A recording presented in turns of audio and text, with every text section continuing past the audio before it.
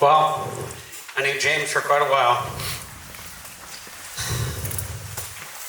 From NDSS house parties to the pallet fires on the power lines, James was always the life of the party. I worked with James making 80 kg salads for quality foods weekly basis.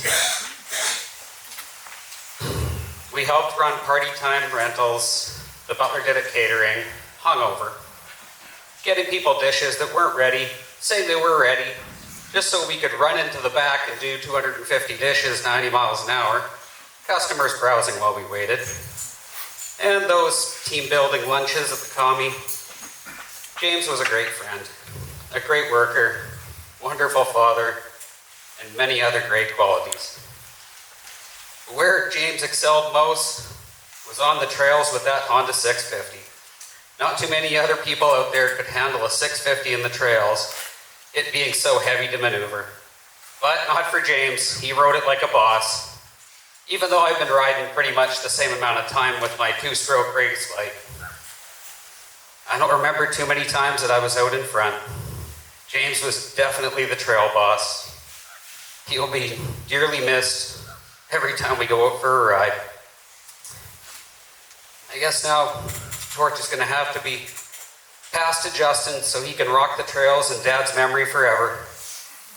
Here's to the next ride, James. We're gonna miss you, we're never gonna forget you. Oh, and 20 bucks, please.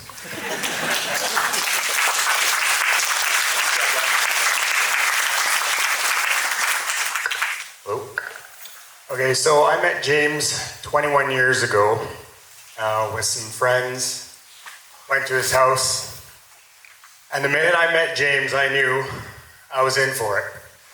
That night, I remember we had a few drinks, and then we had a few more, and we had a few more. And all of a sudden, this guy that I just met wanted to wrestle me. So I wanted to be part of the crowd. I didn't know anybody. I was from another place, and so sure enough, I jumped out in the yard, and me and James started to wrestle. Well, when James says, let's wrestle, he doesn't mean, let's wrestle. He means, get out there, I'm gonna kick your ass. So James gave it his all. And so every time after that, I went to James's and we'd drink. I knew we'd end up on the lawn. So one night, I showed up there with a pair of coveralls, and I hung them on the hanger in his shop, and I said, here you go, man. When you want to tussle, just let me know and give me a chance to get my coveralls on.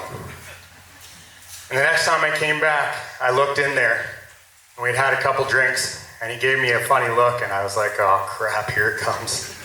And I looked up on the wall where my coveralls were hanging, and he had a pair hanging right there next to mine. So I knew it was on. There are many stories. That one really sticks with me. James was a solid dude. He would be there for you no matter what. He'd give you the shirt off his back. He was a great dad and a great friend. He will be missed. Thanks, guys.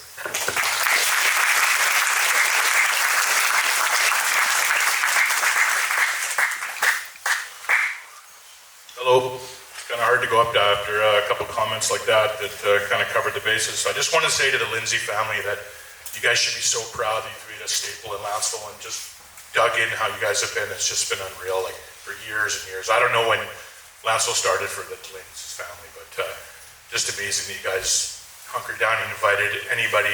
Anybody was welcome to your property, or likewise to anybody in your family. I just want to say it's important. James was just solid in every way, and he super consistent person. I mean, from my whatever memory I have till the last time I saw him, basically the same guy, other than growing things in his life and taking on more things, but super consistent. And along with Brian talking about dirt bikes, your son could handle a 650 like really nobody else other than me. The last time that I rode was with Fishers and some little fellas, and that was one of the best rides I've had in a very, very, very long time. And I got to, if there's a few people in here that I'm sure have ridden dirt bikes and know a few trails in the backwoods here, and I had to give it all to keep up to that boy. So he was one of the best on the bikes I ever saw as well. So sorry about the loss, and thanks very much. Okay.